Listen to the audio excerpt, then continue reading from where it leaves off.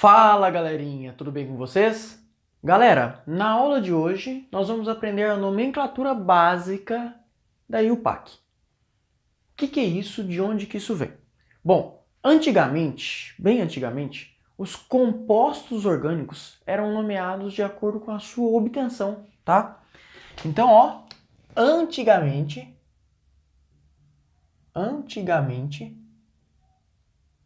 o nome estava associado à obtenção. Então, quando a gente fala de um ácido fórmico, por exemplo, quer dizer que ele foi extraído de formigas. Quando a gente fala de um ácido láctico, é que ele é obtido a partir do leite. Só que à medida que a química orgânica foi crescendo cada vez mais, isso gera uma série de conflitos, como, por exemplo, o nome de uma substância num lugar, o nome de um produto em outro lugar. E aí, por causa disso, houve uma padronização. Quem é que faz padronizações na química? Atenção, a União Internacional de Química Pura e Aplicada. A União Internacional de Química Pura e Aplicada padronizou que a nomenclatura dos compostos orgânicos ia seguir essa ideia básica que eu vou explicar aqui, tá bom?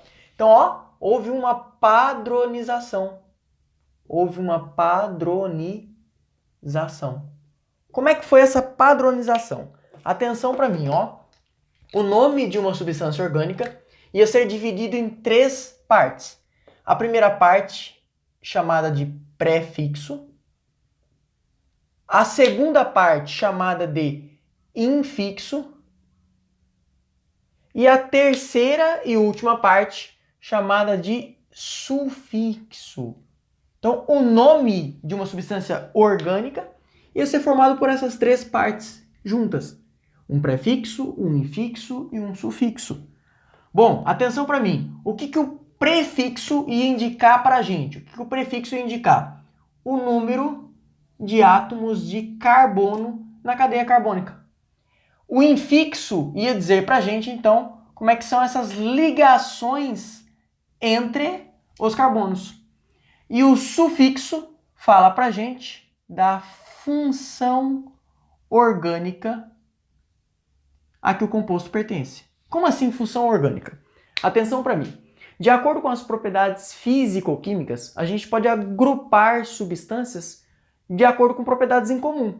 E essas propriedades a gente dá um nome para elas de função, tá bom? Então, ó, por exemplo, se eu pensar numa substância que tem uma propriedade muito parecida com outra e com outra, e a gente agrupar isso tudo em um grupo, esse grupo vai ser uma função. Do mesmo jeito que você aprendeu funções inorgânicas, existem funções orgânicas que nós vamos aprender mais para frente, tá? E a função orgânica, ela está relacionada a uma característica estrutural. Ela está relacionada a um grupo funcional que também nós vamos estudar mais para frente, tá bom? Então, ó, o nome de um composto orgânico vai ser baseado nessa padronização. Um prefixo, um infixo e um sufixo. Lembrando que o prefixo indica para a gente o número de carbonos, o infixo, como é que são essas ligações entre os carbonos, e o sufixo, a função orgânica a qual aquele composto orgânico pertence. Essa é a ideia básica, tá bom? Bom, prefixo. Quais são os possíveis prefixos? Atenção, eu vou fazer uma lista aqui, ó, de 1 a 12, tá bom? Então, ó, se eu tiver 1 carbono, se eu tiver 2, 3, 4, 5, 6, 7, 8, 9, 10, 11 e 12. Ô Lucas, para por aí? Não, isso aqui pode continuar indefinidamente, existe um padrão para isso, tá? Mas o que você precisa saber, basicamente, é até o número 12, tá bom?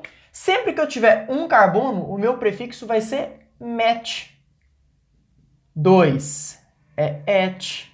3, prop. Depois, but. Pent. Ex. Continuando. Ept. 8 é oct. 9 é non. 10 é dec. 11 carbonos, 1 dec. E 12 carbonos, dodec. Então, estes são os prefixos possíveis de 1 a 12 carbonos. O infixo indica pra gente como é que são as ligações entre os carbonos. Se a gente só tem ligação simples, o infixo que a gente vai usar é o infixo -an. Se a gente tiver agora, ó, além das ligações simples, uma ligação dupla, o infixo vai ser o infixo -en. E se além das ligações simples, atenção, agora a gente tiver uma ligação tripla, além da simples, uma tripla, o nosso infixo será -in. Atenção, se além da simples eu tiver duas duplas, ó, duas duplas. Duas vem de di, tá? A di está associada a duas. Então, ó, se eu tiver agora, ó, duas duplas além da simples, a gente usa o infixo de -en. Se além da simples agora eu tiver duas triplas, o infixo vai ser de -in, ok? Então, ó, se eu tiver duas triplas, o infixo vai ser de -in. Pode ser tri-in, tri-en e assim por diante. E se eu tiver uma dupla e uma tripla, o nosso infixo, ó, se eu tiver além da simples uma dupla e uma tripla, o nosso infixo vai ser -enin. Beleza? Bom, o sufixo está relacionado agora à função orgânica. Qual a função orgânica que é a mais básica de todas? A mais básica de todas está associada a um sufixo -o. O sufixo -o diz pra gente de um hidrocarboneto. E nós já repetimos bastante aqui que hidrocarboneto só tem carbono e hidrogênio, ok?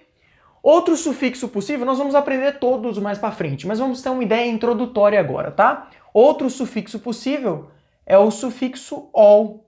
O sufixo -ol está associado a uma função de álcool. Ó, uma outra possibilidade, tá? Uma outra possibilidade é o sufixo -ona. O sufixo -ona está associado a uma função que a gente chama de cetona. E mais uma opção, o sufixo -al. O sufixo -al está associado a um aldeído. E por último, para a gente acabar aqui, tá? O sufixo -oico, que está associado a um ácido carboxílico. Beleza? Então, essas são as possibilidades de sufixo que a gente vai ter. Atenção para mim, lembra que eu disse que para ter uma função orgânica, algumas propriedades químicas e físicas em comum, eu tenho uma característica estrutural que se repete naquelas substâncias que fazem parte da função? Por causa disso, sempre que eu tiver uma função orgânica de hidrocarboneto, lá eu só vou ter carbono e hidrogênio.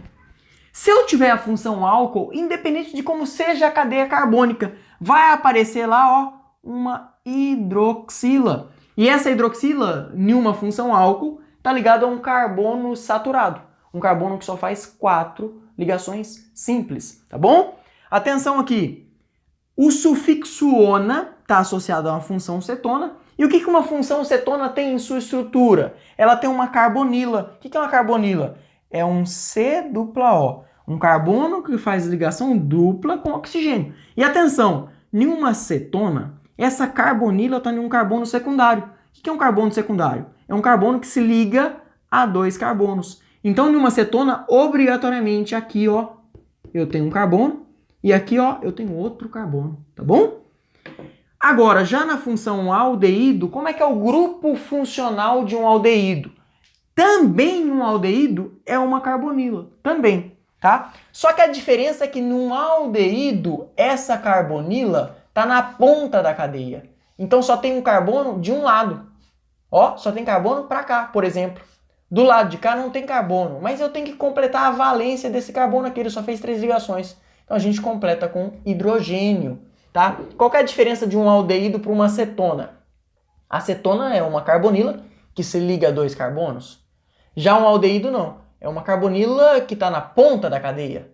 Como ela está na ponta da cadeia, ela só se liga a um carbono, tá? Eu digo que é carbonila em carbono primário.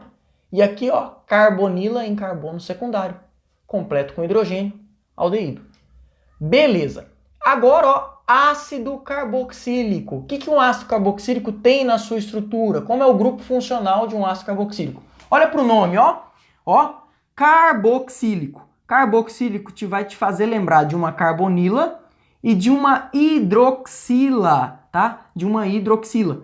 Eu vou pegar uma hidroxila e vou juntar com uma carbonila. Quando eu junto uma carbonila com uma hidroxila, eu formo uma carboxila. Como é que é uma carboxila então? Ó, é uma carbonila, tá? E essa carbonila, ó, tá ligada agora a uma hidroxila. Aqui na ponta, ó, do lado de cá, eu posso ligar carbonos. Tudo bem? Então, de novo, ó, uma carboxila é uma carbonila ligada a uma hidroxila. Ela sempre aparece na ponta da cadeia, do mesmo jeito de um aldeído, ok? Só tem carbono, ó, só pode ter carbonos para o lado de cá. Beleza? E agora a gente vai fazer alguns exemplos para treinar essa nomenclatura, tá bom?